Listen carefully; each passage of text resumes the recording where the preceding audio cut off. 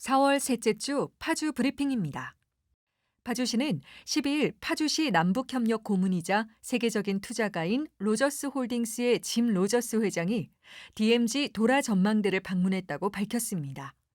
이날 최종한 파주시장과 로저스 회장의 도라 전망대 방문은 남북협력 사업을 위한 정책 방향과 통일한국의 번영 및 경제성장 잠재력 등 평화경제 실현을 위한 구상을 널리 알리기 위한 행보입니다.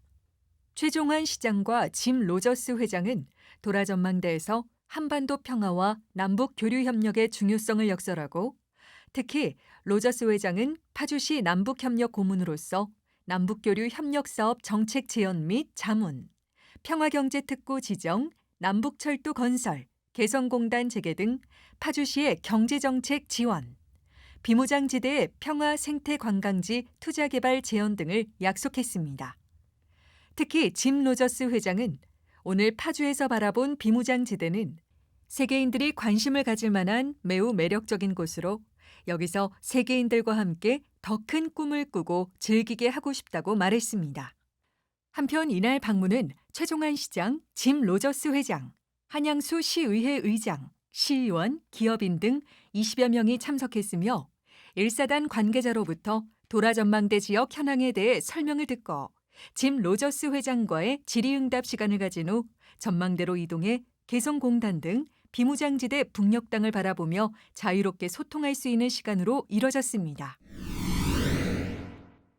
코로나19로 경제적인 어려움을 겪는 자영업자 등에게 지급될 제3차 소상공인 등 긴급생활 안정지원금 신청을 4월 20일부터 5월 31일까지 접수받습니다.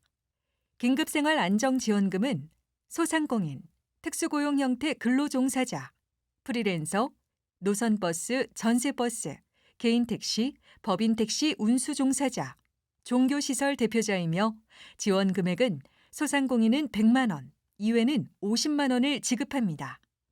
지원 기준은 소상공인의 경우 2021년도 매출액이 10억 이하이면서 2019년과 2020년 대비 2021년 매출액이 감소한 소상공인으로 2021년도 매출액이 3억 이하이거나 2021년 영업시간 제한 및 집합 금지, 제2차 소상공인 긴급생활 안정지원금을 받은 대상자는 매출이 감소한 것으로 간주합니다.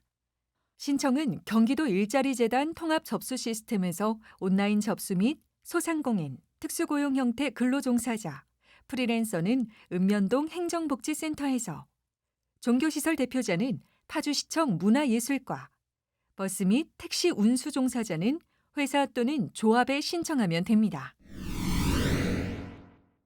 파주시는 청년 가구의 주거비 부담을 완화하기 위한 청년 전세자금 대출이자 지원 접수를 오는 21일부터 5월 11일까지 받습니다. 청년 전세자금 대출이자 지원 사업은 만 19세에서 34세 무주택 청년 가구를 대상으로 2년간 최대 1억 원의 전세보증금 대출 추천 및 대출이자 연 2% 이내를 지원하는 사업입니다. 지원 자격은 파주시에 주민등록을 두고 있거나 전입할 예정인 무주택 청년 가구 세대주로 본인 연소득 5천만 원 이하여야 하며 대상 주택은 임차 보증금 2억 5천만 원 이하 및 전용 면적 85제곱미터 이하인 파주시 소재 주택 및 주거용 오피스텔입니다. 자세한 사항은 시 홈페이지 공고문을 참고하거나 파주시 청년정책 담당관으로 문의 바랍니다. 파주시는 5월 2일까지 2022년 경기도 청년노동자 통장 참여자를 모집합니다. 경기도 청년노동자 통장은 청년이 매달 10만 원을 저축하면 2년 만기 시 약 580만 원을 마련할 수 있는 사업입니다. 신청 대상은 4월 12일 공고일 기준 주민등록상 경기도에 거주하며 가구 소득 인정액이 기준 중위소득 100% 이하인 만 18세에서 만 34세의 청년 노동자입니다. 참여 신청은 청년 노동자 통장 홈페이지를 통한 온라인으로만 가능하며 서류 심사를 통해 고득점 순으로 선정합니다. 파주시는 4월부터 파주시 소재 편의점 등 5인 미만 소규모 사업장을 대상으로 노동권익 서포터즈 활동을 본격적으로 추진한다고 밝혔습니다.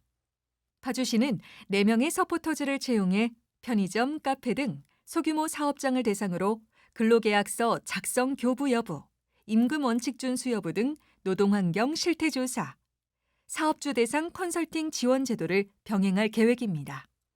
특히 노동환경 실태조사는 인격적 대우 준수 여부 등 기초근로기준법과 관련된 조사로 조사가 완료되면 기초근로기준법을 모범적으로 준수한 사업장을 우리 동네 믿고 일할 수 있는 안심사업장으로 선정해 인증서 제작 교부 등을 진행할 예정입니다. 파주시는 4월 11일부터 코로나19 확진자에 대한 격리통지서 24시간 문자 발급 서비스를 운영한다고 밝혔습니다. 격리통지서는 보험 신청, 회사 및 학교 복귀 등을 위해 필요한 증명서로 최근 확진자가 급증하면서 발급 관련 전화 문의와 방문자가 폭증해 발급에 어려움이 있었습니다. 이에 시는 시민들이 신속 편리하게 격리통지서를 받을 수 있도록 24시간 문자 발급 서비스를 마련했습니다. 문자 발급 서비스 이용 방법은 확진 격리 통지 문자를 받고 다음 날 정오부터 언제든지 본인 휴대폰에서 특정 수신번호로 본인 실명을 문자 발송하면 최대 1분 이내에 직인 날인된 격리 통지서를 발급받을 수 있습니다. 파주시는 안전한 어린이 활동 공간을 만들기 위해 나섰습니다. 파주시는 3월 21일부터 4월 1일까지 환경부 지정 전문기관인 한국건설생활환경시험연구원과 함께 어린이 활동 공간 16개소를 대상으로 합동 점검을 진행했습니다. 점검 내용은 실외 놀이시설을 위주로 어린이 활동 공간의 시설물 부식, 노후 여부, 도료, 바닥 등 마감재의 중금속 유해물질 측정 등 환경안전관리 기준 준수 여부를 점검했습니다. 파주시는 오는 5월 4일까지 2022년 파주시 마을공동체 주민제한 공모사업에 새로 참여할 신규 마을공동체를 공개 모집합니다. 파주시 마을공동체 주민제한 공모사업은 주민이 직접 마을의 문제를 해결하고 마을의 화합을 위해 활동하고자 하는 신규 공동체를 지원하는 사업으로 5인 이상 공동체에는 200만 원, 10인 이상 공동체에는 250만 원까지 차등 지원합니다.